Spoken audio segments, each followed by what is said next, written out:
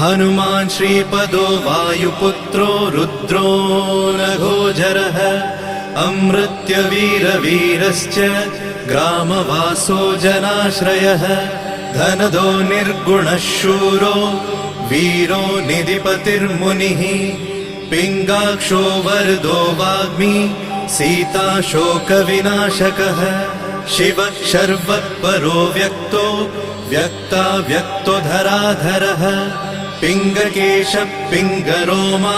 श्रुतिगम्यः सनातनः अनादिर्भगवान् देवो विश्वहेतुर्जनाश्रयः आरोग्यकर्ता विश्वेशो विश्वनाथो हरीश्वरः भर्गो रामो रामभक्तः कल्याणप्रकृतिस्थिरः